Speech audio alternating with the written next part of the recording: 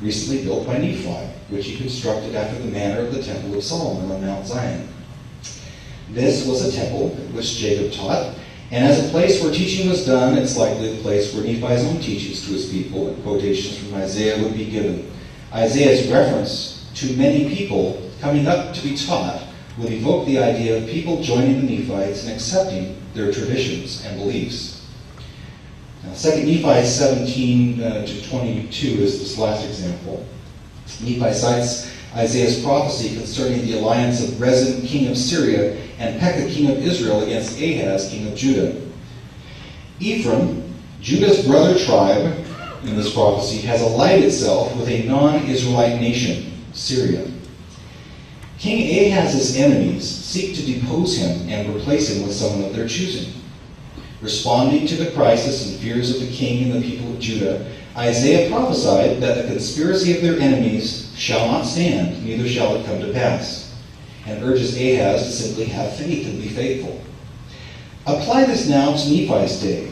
In his ambition to gain power and assert his claims to rulership, Laman, leader of a brother tribe, the people who are now called Lamanites, has made war on another ruler of Israelite descent, Nephi and his people. Perhaps frightened by the superior numbers of their enemies, the people are counseled to trust in the Lord. If there were others in the land, it would also help explain why many of Nephi's people had difficulty understanding Isaiah, although not all of them did. Nephi's emphasis on the universal nature of God's love is even more meaningful if written and taught to a people grappling with issues of ethnic and social diversity. And he invited them all to come unto him and partake of his goodness. And he denieth none that come unto him, black and white, bond and free, male and female, and he remembereth the heathen, and all are alike unto God, both Jew and Gentile. Nephi would understand Jews to be those who came out from Jerusalem. Yet the additional reference to Gentiles and heathen would only make sense to a Nephite if there were others in the land. Notwithstanding the assumption that Native Americans were exclusively Israelite in origin, many Latter-day Saints, including some church leaders, have acknowledged the likelihood that the American hemisphere has been visited and inhabited by many other nations, kindreds, tongues, and people not mentioned in the Book of Mormon text explicitly, before, during, and following the events recounted in the Book of Mormon, and that these groups may have significantly impacted the populations of the Americas. There is nothing in the Book of Mormon or the Revelations to contradict this view, and much that seems to support it. The Book of Mormon and the Revelations insist upon a place in Native American ancestral heritage, but not an exclusive one.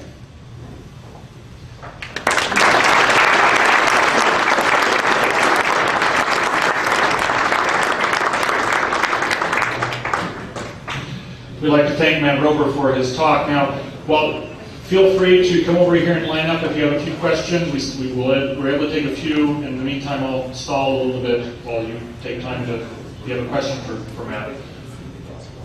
Glass of water. Alan, can you get him a glass of water, please? Oh, there we go. We got an extra one. We got one here. Very good. Does anyone have any questions for Brother Roper? Okay, we have a microphone right over here. I want one name. One name. He wants one name. Yes. Who's the 1887 quote?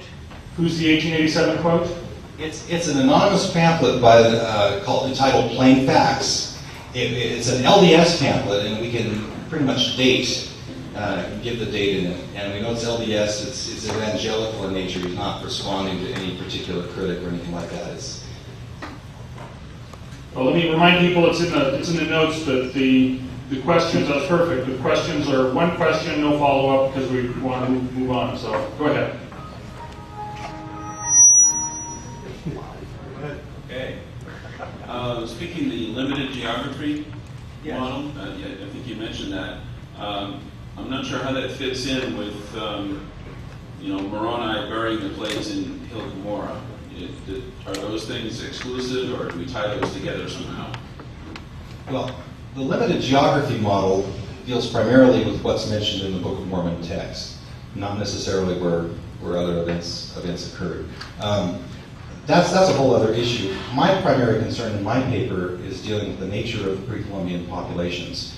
And in fact, much of the discussion about what's a Lamanite today and are they Israelite or not, are they Asiatic, much of that issue, really it's not about, that particular issue at least, is not really about limited geography. Because, I mean, people could have spread all over the place after the Book of Mormon ended. In fact, you have some people, I had a whole section on a limited geography for my paper that I didn't include just because there wasn't time. But I will say that I have found in my own research that even some who held the hemispheric geography, like Orson Pratt, still had no problem with other people coming here. And then you have some people who held limited geography still believe that people spread throughout North and South America. So the two ideas are not necessarily linked. You have crossover in both ideas. Hi, Matt. Hi. Wow. My question, real quick, you gave a lot of great quotes. My question is, what did Joseph Smith say about the identity of all the Lamanites, and if his Book of Mormon interpretation of the Lamanites differs from that of later Mormons, why should the later views be accepted instead of the views that were held by the Book of Mormon translator himself? Okay, that's a good question. Let me make one or two comments. First of all, for Latter-day Saints, obviously, what's of primary importance to Latter-day Saints are not what views are, including some of the things that I've cited. We usually measure things as Latter-day Saints by what's in the standard works of our scriptures. And also, we believe that a prophet can, when God so desires, receive revelation on various topics. We believe that comes when God wills it, not necessarily when we want it. In the case of Joseph Smith, from my reading of church history, it seems clear to me that Joseph Smith affirmed that Native Americans or Indians have a component have an Israelite component in their ancestry. But Joseph Smith never makes comments like all of the Indians throughout North and South America, from Tierra del Fuego to Alaska. He just speaks generally in terms of the Indians. Is he talking about all Indians from tip of Alaska to Antarctica? That's not clear. The second point is, what Joseph Smith believed isn't necessarily what the Lord had revealed.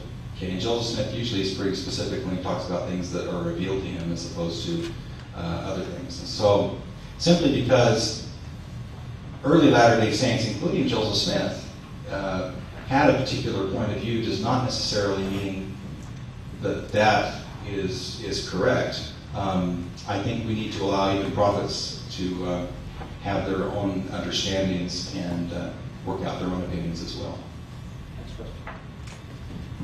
My name is Ken Harrison.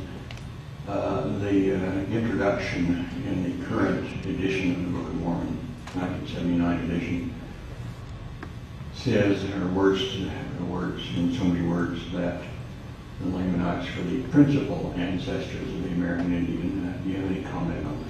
Sure. It's actually the 1981 edition. It is not found, I checked, that introduction is not found, and those words are not found in any previous edition of the Book of Mormon before 1981. As you know, in the late 1970s, there was a committee that was established. A new version of the scriptures came out.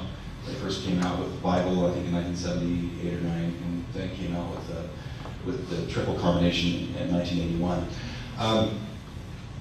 Most of the introductory features that you see in the Book of Mormon, if you look in there's an excerpt from the history of the church, prophets' explanations coming forth of the Book of Mormon. There is an explanation of the different kinds of plates that were there, and you have the testimony of the witnesses and all that. But there's an introduction page. It's just a general summary of what the Book of Mormon is. It's anonymous. It's not presented as revelation or anything. It's just a general description. Historically, with our scriptures, we've always had accompanying things that were intended as helps and footnotes and indices and things like that. And those Latter-day Saints understand those things are always secondary to revelation. And when the Lord, the prophets made it very clear, when the Lord wants to give us a revelation, like new scripture or something like that, it comes through appointed channels. It's presented to the church votes on it, and it's received as part of the standard works. And we're told that if things are not in accord with what's in the standard works, then we can dismiss it as someone's opinion. And I think that that's the case with the current intervention.